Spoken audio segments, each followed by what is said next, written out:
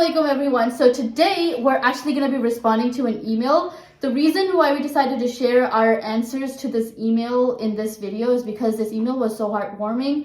It's so wholesome. I just felt like we needed to share this answer because I feel like a lot of people might have this question, because a lot of you might be teachers, because this is an email from a teacher and they're concerned about one of their students who wears a hijab. So we just wanted to share this. It's really sweet because this is a third grade teacher, as you mentioned. Obviously, we're going to keep their name anonymous, but they're a non-Muslim and they want to know how to make that student feel more comfortable. That's so sweet. So basically, their student is in third grade. So a third grade student who has difficulty keeping the hijab on and adjusted throughout the day. Okay, so the first question is this an issue that a lot of young Muslim girls face? So she's only 9 years old. So the first time I wore a hijab in school, I was also like, 11 years old? That's the first time I wore the hijab in school. I didn't own a lot of hijabs, guys. So the only hijab I had was from a friend who gifted it to me. And it was a chiffon triangular hijab that I wore. And guys, I did not have pins because obviously I was not a hijabi. I didn't have pins. I didn't have anything to keep my hijab on. I didn't even know there was a thing called undercaps.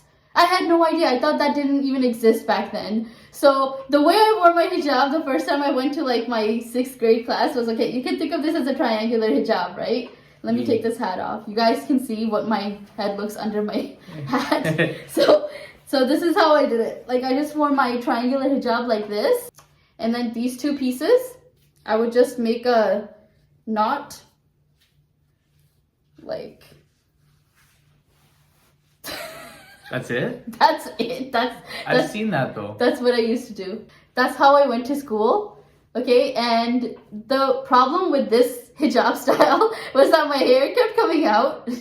This kept going back. This knot kept opening. Oh, yeah, it was terrible. But I only did it for a day, so it wasn't that bad, honestly. I mean, when I started the hijab and niqab, I kind of had an idea on what my fabric was. So honestly, it is hard to start the hijab, like not just for little girls, but even revert women that want to wear the hijab, or non-Muslim women that probably don't know how to wear the hijab. It could be difficult and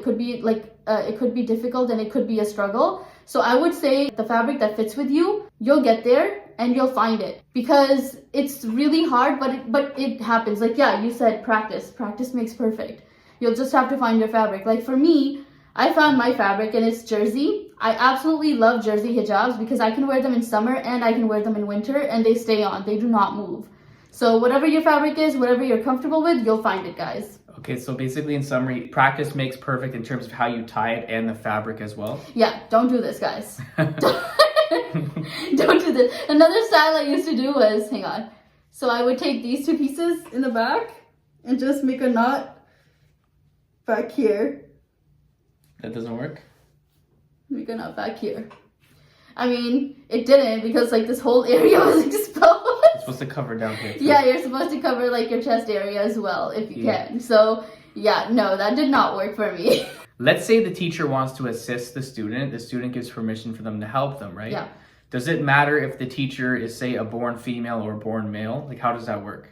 So in this scenario, the child is 9 years old. I would say if they've reached puberty, obviously a man can't assist so much, right? It would have to be a biological female that could assist. In terms of assisting too, the best way to do it would be to just have pins for the student or clips for the student so that they can like take it to the bathroom and just tie it themselves. Or you can ask them like if they need any help. Like, it's best to just ask them to see if they're comfortable with you assisting them, you know? And like you can even ask their parents, like, do you mind if I assist your child with their hijab? I think the best thing to do would be to ask their parent, because their parent would be like the best person to tell you that you can like help my child out in this way. But if you don't want to talk to the parent, if you don't want to like ask the student if you want to assist them, you can always just keep clips in the classroom or pins in the classroom for them. So you mentioned that it would be helpful to keep pins and clips, right? What about hair ties and a hairbrush? Would that be helpful as well? So that could be helpful. Hair ties especially, that could be very helpful. With hairbrush, a lot of people don't like using other people's hairbrush, and if it's like, you know, constantly being used by multiple girls that wear the hijab, it could be a little bit messy. But I mean, if it's just one girl wearing a hijab in class and you want to keep a hairbrush for her so that she can take to the bathroom, that's very appreciated, because sometimes I forget my hairbrush at home, guys, and it's hard. because I'm there in the bathroom and I don't know what to do with my hair. Because sometimes, it comes out of the bun in the hijab, and no one will tell you this, but I'm telling you, hair comes out, and sometimes it pops out from the back. It's very embarrassing, but it happens. I'm just curious now. So how would you feel if, say, your teacher was accommodating you? How would this make you feel as a student if they had these hair ties or if they offered to help you, things like that? I would feel so comfortable in my class. Guys, believe it or not, my teacher in grade 6, I swear I feel like she was Islamophobic.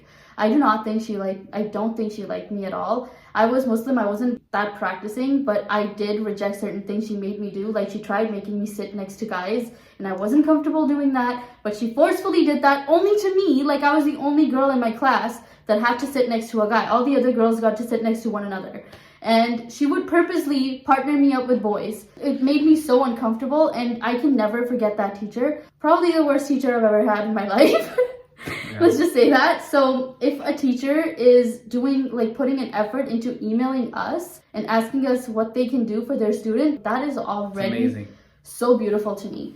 I feel like if I had a teacher like that, I'd probably start crying because that's so nice. Yeah. I wish I had a teacher like that, honestly. It's so sweet. There's a lot of people who aren't accommodating to Muslims or people who are religious. So when someone goes out of their way to learn to reach out to us and then ask what they can do to make their student feel more comfortable, it means a lot to us, because we know if we were in that situation, we'd really appreciate that. It does. And honestly, to you, whoever wrote the email, if you're watching this video, thank you so much. Thank you. We love you, honestly, Yes. because you're whenever we see someone being just kind, as a human being, it's just really nice. I know it's the bare minimum we can do for people, but as Muslims, we don't get that a lot. We don't get that type of treatment a lot, which is sad.